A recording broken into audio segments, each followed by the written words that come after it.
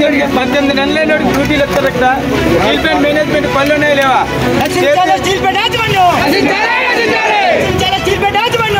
అసలు Visakhapatnam steel plant చుట్టూ చీకటి రాజకీయాల కోసం మీకు తెలుసా? వీళ్ళందరూ యూపీ నుంచి సేఫ్టీకి వచ్చిన వాళ్ళండి.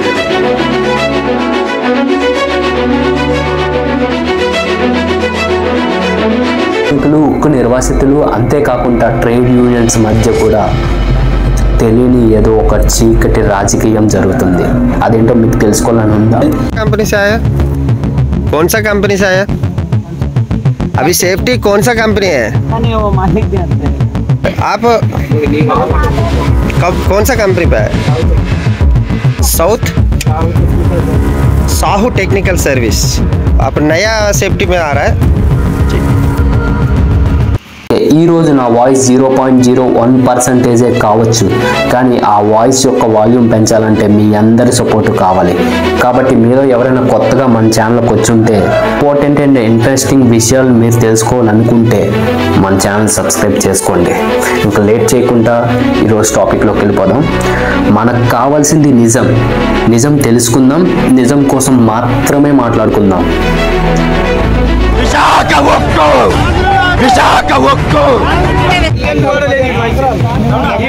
పద్దెనిమిది కూడా లేదు.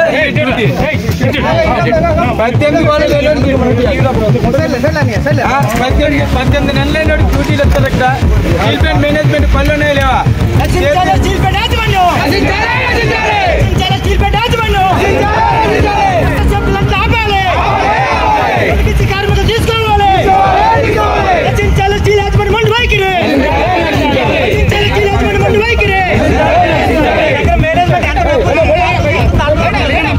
ఏదైతే మొన్న 5వ నెలల కాంట్రాక్ట్ కార్మికుల హక్కులపై కాంట్రాక్ట్ అఖిలపక్ష సంఘాల పిలుపు మేరకు మరి సమ్మె చేయడం జరిగింది.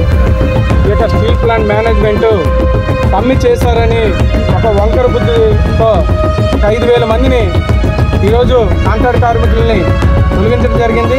కానీ సమ్మె అనేది రికార్డెడ్గా లేబర్ కమిషనర్ గారికి 14 రోజుల ముందు ఒక నోటీస్ ఇచ్చి అన్ని సంఘాలని సమ్మె చేయడం జరిగింది. సమ్మెలు అంటే ఈరోజు ప్లాంట్లో ఈరోజు మొన్న మే నెలలో చేసింది ఒకటే కాదు, అనేక సంవత్సరాలు బట్టి ప్లాంట్ మొదలు అయినప్పటి నుండి సమ్మెలు అనేక చేస్తున్నాం. కానీ ఏ రోజు కూడా ఈ రకంగా తీసుకోలేదు. కానీ ఏదో మ్యాన్పవర్ని తగ్గించాలని స్వార్థతో ఈ సమ్మెని ఉద్దేశించి చాలా మందిని కాంట్రాక్ట్ కార్మికుల్ని మరి ముఖ్యంగా నిర్వాసితులు కూడా తొలగించడం జరిగింది. ఇక్కడున్న మరో పెద్ద కుట్ర ఏంటంటే ఇదే సమ్మెట్లో సయ్యాట అన్నట్టు ఇక్కడ కార్మికులు తగ్గించాలనే ఉద్దేశంతో ఇక్కడున్న లోకల్ వాళ్ళు ఎవరైతే పెదగంటేడ, గంగవరం, అగనపూడి, వడ్లపూడి, కంటిపాలెం ప్రాంతంలో ఉన్నట్టు వాళ్ళందరినీ కూడా ఆధార్ కార్డు వీళ్ళందరి ద్వారా సేకరించి ఆధార్ కార్డు అడ్రస్ ప్రకారంగా ఈరోజు లోకల్ వాళ్ళందరినీ కూడా తీసేయడం జరిగింది. వాళ్ళు 25-30 సంవత్సరాల పాటు చేస్తున్న లోకల్ వాళ్ళని ఈ భూములు ఇచ్చిన ఇక్కడున్న ఏదైతే ఎంప్లాయ్మెంట్ సీనియర్ ద్వారా ఇలాంటి వాళ్ళ నిర్వాసితులందరినీ కూడా ఈరోజు తొలగించడం జరిగింది. ఇది చాలా దుర్మార్గంగా భావిస్తున్నాం. ఈ విషయంపై గతంలో ఎమ్మెల్యే గారికి, ఎంపీ గారికి, జిల్లా కలెక్టర్ గారికి మేము చెప్పడం జరిగింది. రాష్ట్ర ప్రభుత్వం స్టీల్ ప్లాంట్ కోసం 11,400 కోట్లు మంజూరు చేసింది, సంతోషం. కానీ దానికి స్టీల్ ప్లాంట్కి సపోర్ట్ చేయాలనే ఉద్దేశంతో కేంద్ర ప్రభుత్వంతో మాట్లాడి డబ్బులు తీసుకొచ్చింది. కానీ తీసిన దాంట్లో ఈరోజు లోకల్ వాళ్ళందరినీ తీసేసింది అనమాట. ఈ విషయంపై మరి ఎమ్మెల్యే గారు, ఎంపీ గారు కూడా చాలా అధ్యయనం చేశారు. వాళ్ళకి కూడా తెలియలేదు ఫస్ట్ ఎవరు బయట వాళ్ళు తీశారు, ఎక్కువ మ్యాన్ పవర్ అయింది తగ్గించారని చెప్పేసి వాళ్ళు అనుకున్నారు. కానీ వాళ్ళు కూడా స్టడీ చేస్తే ఇక్కడున్న నిర్వాసితులు లోకల్ వాళ్ళందరినీ తీసేశారని చెప్పి మొన్న జిల్లా కలెక్టర్ గారినే స్వయంగా మేనేజ్మెంట్ దగ్గర పంపించి మాట్లాడారు. త్వరలో పెట్టుకుంటే ఈ రోజు పెట్టుకుంటాం, ఆ రోజు పెట్టుకుంటాం అని మేనేజ్మెంట్ దొంగ నాటకాలు చెప్తుంది. కానీ ఈ రోజుకి కూడా ఒక పక్క 5,000 మందిని ఎంతో నైపుణ్యం ఉన్న కార్మికులు తీసేసి ఈరోజు జార్ఖండ్ నుండి, బీహార్ నుండి, ఎక్కడెక్కడి నుండి తీసుకొచ్చి రోజుకి కనీసం 100 నుండి 200 మందికి సేఫ్టీలు చేయడం జరుగుతుంది. అందుకని ఈరోజు మేము వచ్చి చూసాం. ఈరోజు సుమారు ఒక 170 మందికి సేఫ్టీ నిర్వహిస్తున్నారు. ఇందులో ఎవరు కూడా లోకల్ కాదు, అందరూ కూడా జార్ఖండ్ నుండి, బీహార్ నుండి, ఛత్తీస్గఢ్ నుండి వచ్చినట్టు వాళ్ళందరూ కూడా. కానీ చాలా దుర్మార్గం. ఇప్పటికైనా తీసినట్టు వాళ్ళందరినీ కూడా లోకల్ వాళ్ళందరినీ పన్ను ఎక్కించాలి. అలాగే మరి ముఖ్యంగా ఈ భూములకి ఇచ్చిన నిర్వాసితులు నిర్వాసితులకి ఈ ప్లాంట్ తప్ప వేరే మార్గం లేదు. ఈ రోజుకి కూడా ఈ ప్లాంట్కి భూములు త్యాగం చేసి ఇంకో దగ్గరికి వెళ్ళి అలా ఏ విధంగా బతకగలం అని చెప్పేసి మేము ఈ మీడియా ద్వారా మేము ప్రశ్నిస్తున్నాం.